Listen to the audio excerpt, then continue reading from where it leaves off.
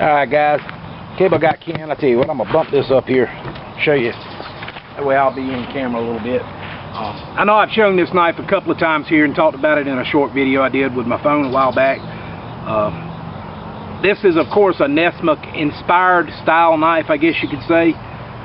It's CPM 10V, differentially heat treated, and I don't know if you can see it on the camera or not, but there's actually a line where it's the bluing didn't take as much up here as it did down here. There's a line where all of this is harder, the spine is left not as hard. It still throws sparks off of a flint and steel though, and if my camera would film it, which I have trouble getting it to do, I'd show you that. But now, in response in a way to today's video, I agree, a knife even this size isn't really made for chopping. I mean, it's not as safe because you're having to put so much weight behind it to get it to effectively chop that it's just not really safe. And if this is your only blade, then you're risking damage to your only blade. The Pathfinder Hawk weighs next to nothing and does a fairly good job of chopping, you know, moderate sized pieces of lumber. The Weatherlings Hunters and the Grand Forks Brooks Hunters, or Bushcrafters Axe if you want to call it that, they don't weigh that much, 1.5 pounds I think, maybe 2 pounds total. They do a great job of chopping. Matter of fact, I use the Weatherlings to put these holes in this drum and then chop down this mimosa that I'm getting ready to chop for you. But I did design this knife with the thickness of the blade here, almost 3/16 of an inch thick, not quite but almost, so that I could use it as a fairly effective chopper. And I have not sharpened this blade as much as I'd like. Not having my workbench together so I can do it is one thing. About right here, that'll work. But of course this is bendy, flexy, you know, moving all over the place, but you can see it does a fairly good job of chopping. If you wanted to baton through something with it, I can get that down so you can see a little bit better. Get something here to baton on.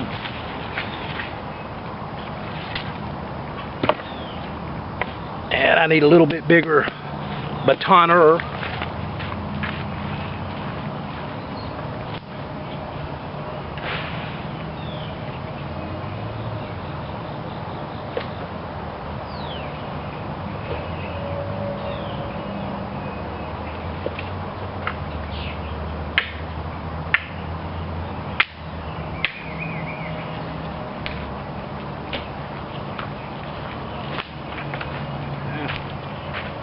Not much bigger, but a little bit.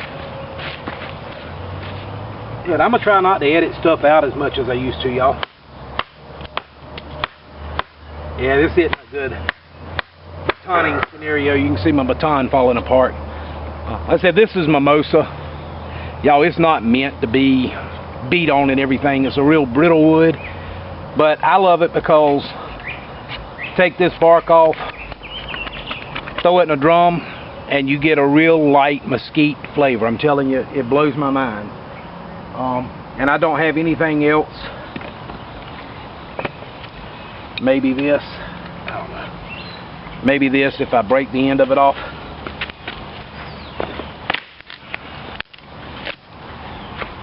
Alright, so it's an unruly baton, but it's a baton nonetheless.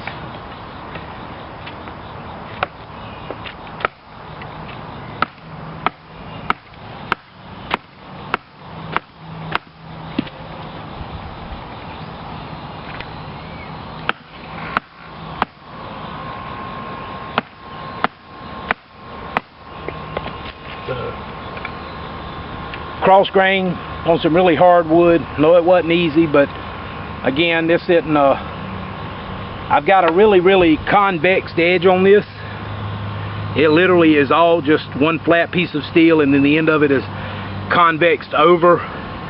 If I had flat ground this and then convex the edge, made a lot thinner profile, yeah, it'd do a lot better. But I designed it to do a multitude of purposes.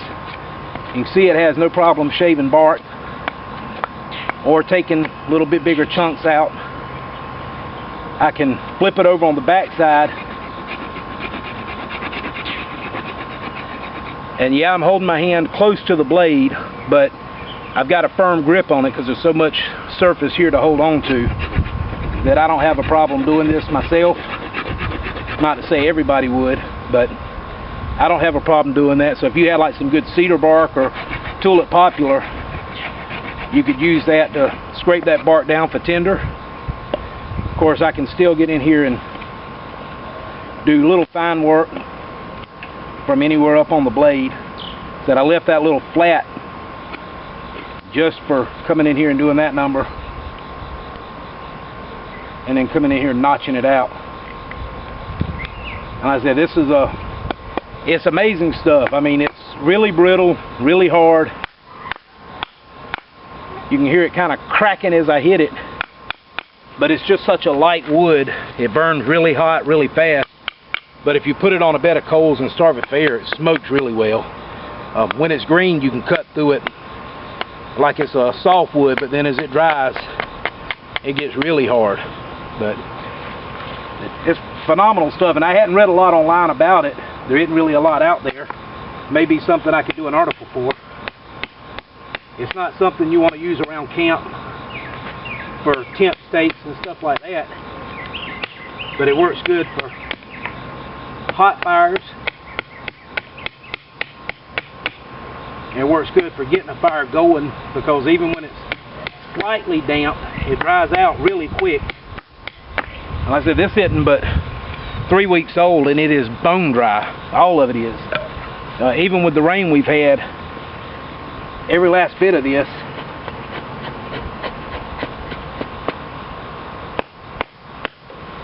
is just bone dry inside, so it burns really, really good, really quick.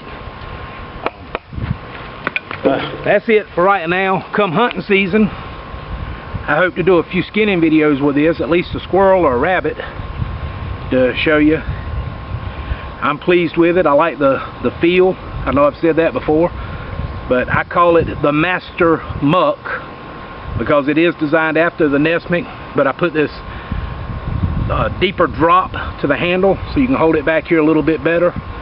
Gets your hand out of the way when you're batoning on the lump here. Plus it also affords you a little bit better grip, a little bit more natural grip for when you are making little snap chops, even if it's just to make a tent stake and such.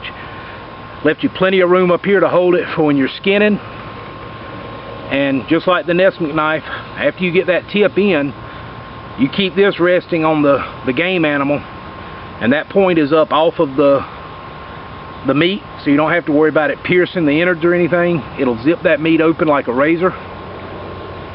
And then, like I said, I've got that little flat, and it's just this much of it that I left with no belly whatsoever. It's just a flat straight line that works great for getting in there and doing these little push cuts and little shaving and stuff like that. And then I've got all this, which is got a nice little round to it, which works great for scraping hides, or the back side of it here for scraping hides. Get in there and scrape down on them, for scraping your fat wood, for getting a little Maya dust, if you want to call it that. It's just fat wood, y'all. I don't care how it's formed, it's still flat wood. But I know some people call it Maya dust. But that's it. It's holding up well. I beat the crap out of it for a while. I still hadn't sharpened it, just dropped it a little bit. And I'm going to try to get enough material to make a few of these to sell. And I've got another model in the house that I've made that I'm going to try to sell it as well, if I can get the finances right to get the materials so that I can make them. That's the whole reason for building the workbench in there and all. Cable Guy Ken. Extreme close-up of Cable Guy Ken with the sweatiness going on here. We'll catch you in the next one, y'all. Peace out.